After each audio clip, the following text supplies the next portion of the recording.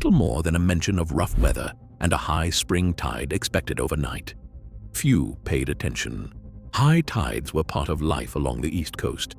Parents tucked children into beds layered in scratchy woolen blankets, the air tinged with coal smoke and the promise of another ordinary Sunday. Outside, the wind pressed harder against window panes, but it was nothing new for January. Doors were bolted, slippers set by the fire, and radios clicked off one by one. The only warnings came as vague forecasts, no alarms, no urgent messages. The sea was close, but it had always been there, just beyond the dunes and the low brick walls. Some neighbors swapped stories about the last big blow, but most believed the defenses would hold. After years of rationing and slow repairs, the town had learned to accept what it could not change. Children drifted to sleep listening to the distant horns of ships on the North Sea. A mother in a small bungalow checked the latch on the back door, feeling the draft that crept under the sill. She glanced at the clock, just past 10. The radio, now silent, had carried no hint of danger. In kitchens, the last embers in the grate faded to red. A grandfather wound his pocket watch and set it on the bedside table, the tick echoing in the hush. Some families kept boots by the door out of habit, but few expected to need them before dawn. The old men who remembered the floods of their youth were mostly gone. The new generation trusted in the sea walls, however patched and battered they might be. The night deepened, and outside, the wind began to howl. Yet inside, the world shrank to the small comforts of home, warm beds, familiar voices, the soft clatter of dishes stacked to dry. In the darkness, the tide crept higher, unnoticed. The only sign was a faint, salty smell drifting through the cracks. No one imagined that before morning, the world outside those walls would be swept away. Just after midnight, the sea wall at Jaywick gave way. There was no warning, no time to prepare, only the roar of water as the North Sea surged over the defenses and crashed into the sleeping town. In the small bungalows near the shore, the first sign was a low rumble, then a sudden violent jolt as icy water burst through doors and windows. Within minutes, floors vanished beneath a rising tide. Linoleum peeled up, furniture floated, and the cold swept into every corner. Families were wrenched from sleep by the shock of water at their bedsides. Blankets soaked through in seconds. Some tried to force open doors, only to find them jammed by the pressure of water and debris. Others scrambled for higher ground, but in Jaywick's single-story homes, there was nowhere to go. The surge filled rooms chest deep. A mother clutching her child found herself pressed against the ceiling, searching for air as the darkness closed in. Outside, the wind howled through broken fences and garden gates, carrying the cries of neighbors calling out to each other. The sea, relentless and cold, swept through narrow lanes, lifting cars and garden sheds, tearing away anything not anchored down. Streetlights flickered and died, plunging the town into blackness. Some residents managed to reach their roofs, battering open attic hatches or smashing windows with bare hands. Others, trapped inside, pounded on walls, hoping someone outside might hear. But the water kept rising, swirling with mud, seaweed, and fragments of everyday life. Children's toys, photographs, the contents of kitchen drawers. In those first minutes, the sense of safety that had settled over Jaywick hours earlier was washed away. The seawall, patched and neglected for years, offered no resistance. The surge moved faster than anyone could react. By the time some realized what was happening, it was already too late to escape. The cold was bone deep, the darkness absolute. For many, the only hope lay in climbing, clinging, or waiting for daylight. In the silence that followed the initial rush, only the sound of water remained, lapping, swirling, carrying the memories of ordinary lives swept up in a disaster no one had seen coming. On Canvey Island, the disaster struck with a force that shattered any sense of order. Minutes after the surge hit, the island was plunged into total darkness. The power grid failed almost instantly, leaving more than 11,000 residents without light or heat as the cold seeped through every wall. Street lamps flickered and died one by one, casting the bungalows and chalets into a blackness broken only by the wind and the frantic shouts of neighbors. The floodwaters had come so quickly that the main electricity substation was overwhelmed before engineers could respond. With the cables submerged and transformers drowned, there was no chance of restoring power until the water receded. Houses that had seemed safe just an hour earlier now felt like traps. Without electricity, the only sounds were the storm outside and the rising panic inside. Communication collapsed just as swiftly.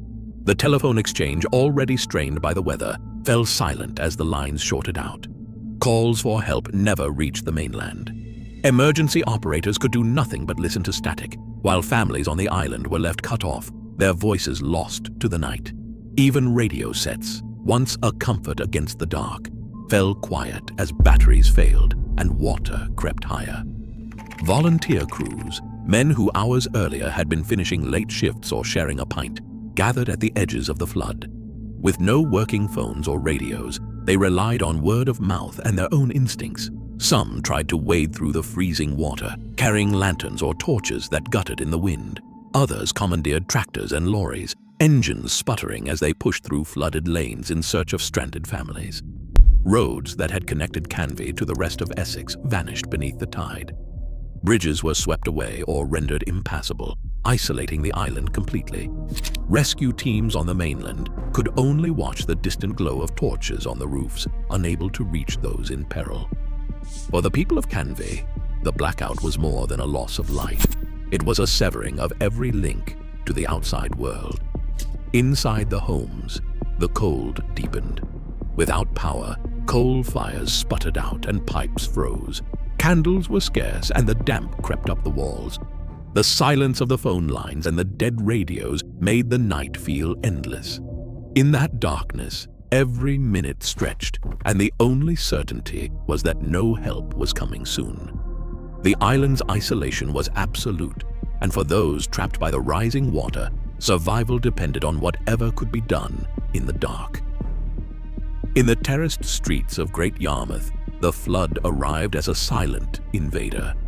Water seeped beneath doors and along the cracks of old brickwork, finding its way into bedrooms where families slept, unaware of the danger rising outside. The first sensation was often a chill, icy water lapping at ankles, soaking through mattresses, turning sleep into panic. In one narrow terrace, an elderly couple woke as their bed began to float.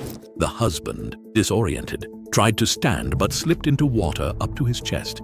He called for his wife, who clung to the bed frame, her nightdress heavy and cold. The darkness pressed in, broken only by the sound of neighbors shouting through the wind. Across the street, a young father forced open a window, calling out for help as water climbed the stairs.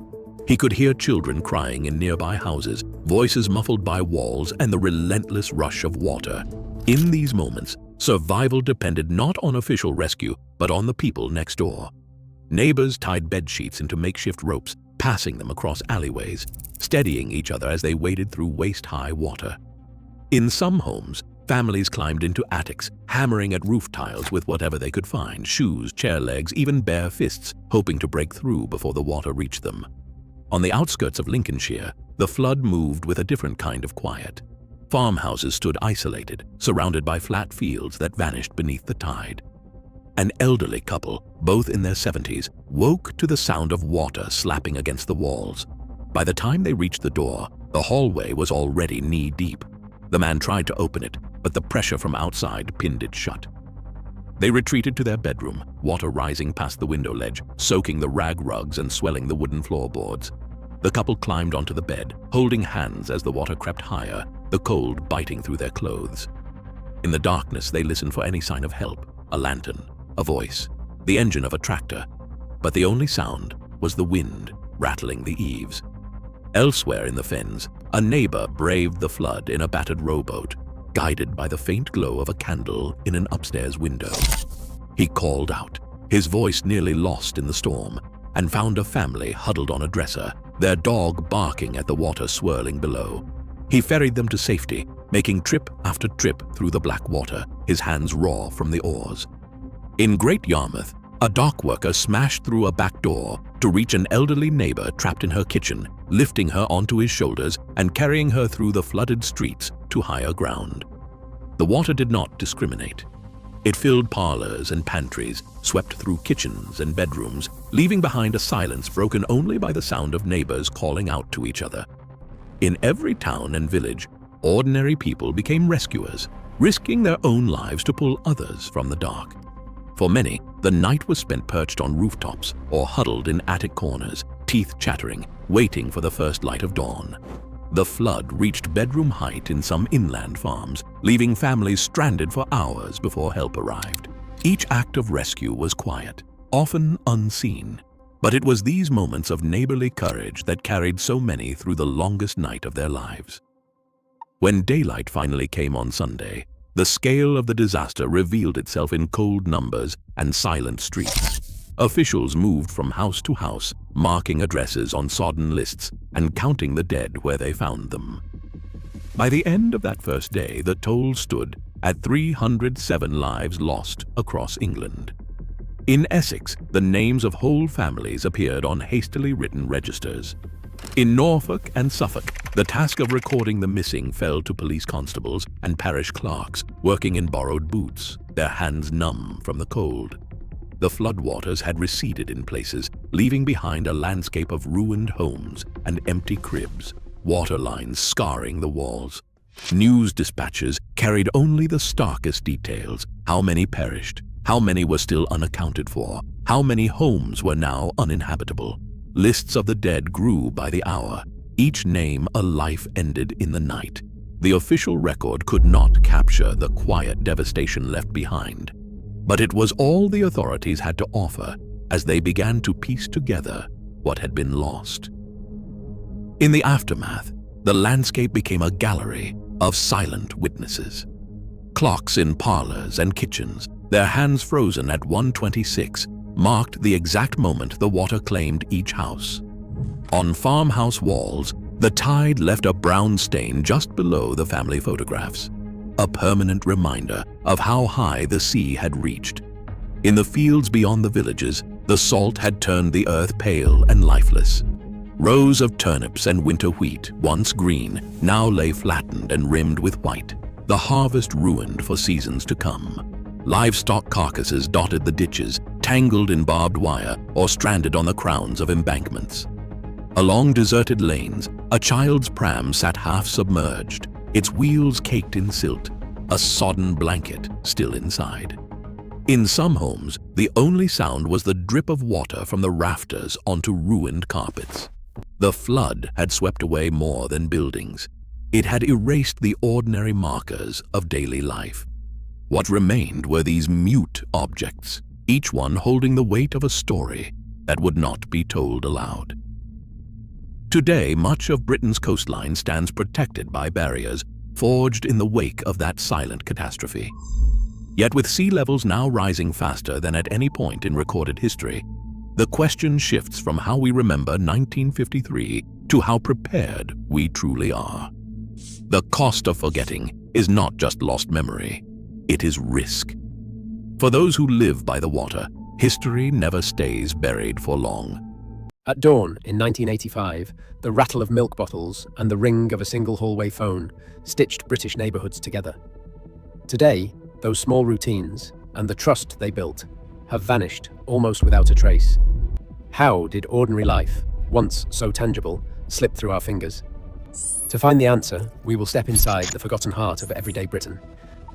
Before the sun crested the rooftops, a gentle clatter of glass and the soft whine of an electric milk float signaled the start of another morning. Along quiet streets, the milkman moved with practiced ease, swapping empty bottles for full ones in a single motion. Each crate, cold, dew-slick, and heavy with returnable glass, made its own chorus. The clink of bottles, the tap of metal on stone. A bell rung to announce his arrival at the end of a cul-de-sac. Most rounds began as early as 4 or 5 in the morning, the milk float trundling at no more than 10 miles per hour, headlights cutting through the mist. Notes tucked in bottlenecks saying 2 pints today, please spoke to a trust that ran deeper than any receipt. For many, the day's first conversation was a quiet greeting exchanged over a doorstep, coins pressed into a chapped hand, news of the neighborhood passed in brief. These rituals thrived in a world without big fridges or 24-hour shops, when fresh milk on the step was as certain as the morning itself. Yet, as supermarkets spread and home refrigeration became the norm, the familiar ring of the milk float faded, and with it, the milkman saw its place in the daily rhythm of British life.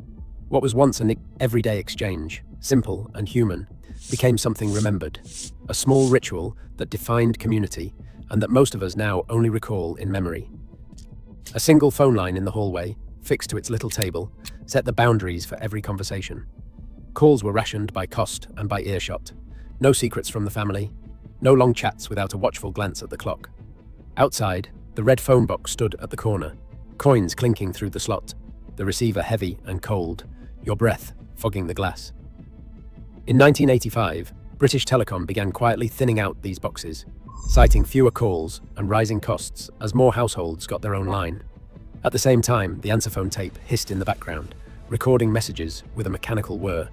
Most messages were still scribbled on scraps by whoever answered first. Down the street, the corner shopkeeper kept a ledger under the counter, a handwritten tick book for credit on bread, milk or cigarettes until Friday's pay. Trust ran on a handshake and a running total, the sweet jars glinting behind the till. Supermarkets with their bright aisles and cash-only rules soon made these small favors, and the shopkeeper's quiet watchfulness less common with each passing year. Friday night meant a trip to the video shop, shelves packed with glossy VHS sleeves, each one a promise of adventure or a laugh. Families crowded the narrow aisles, debating over which film to take home. No second chances, no pause or rewind, just a single choice to fill the weekend. The shop owner, sleeves rolled up, kept a wary eye on the racks and a list of banned titles tucked behind the counter. Thanks to the new 1984 Video Recordings Act. Police sometimes came by, checking for nasties, tapes with names whispered about at school, now strictly off limits. Back home, the tape clunked into the VCR. Everyone squeezed onto the sofa, snacks at the ready.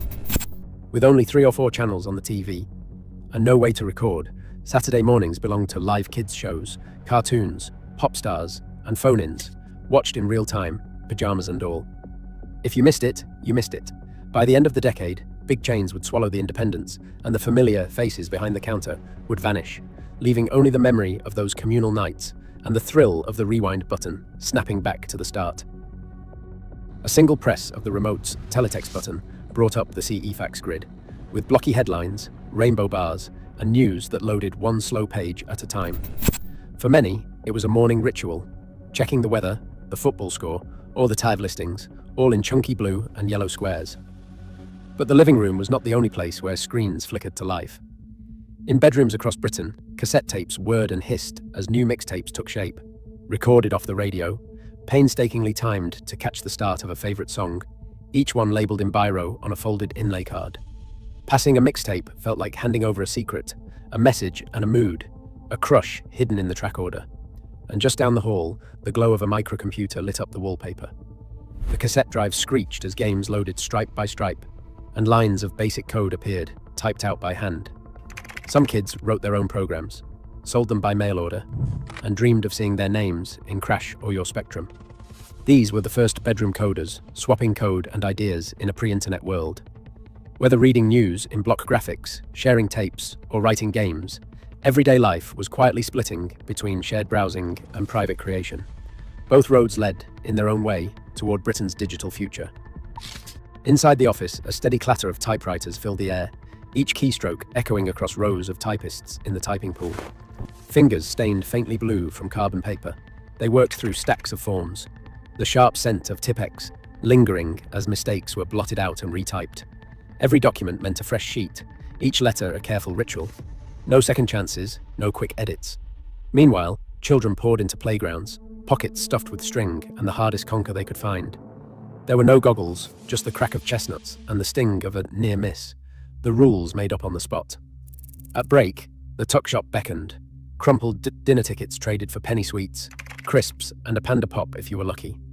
By the end of the day, both office and playground ran on routine and trust, but the first signs of new rules, healthier snacks and stricter supervision were already on the horizon. Evenings belonged to the PUB, where the air hung thick with a blue-grey haze and the tang of tobacco clung to every surface. Regulars nursed their pints beneath a drift of smoke, voices softened by the fog, ashtrays crowding every table. Cigarettes were as much a part of the ritual as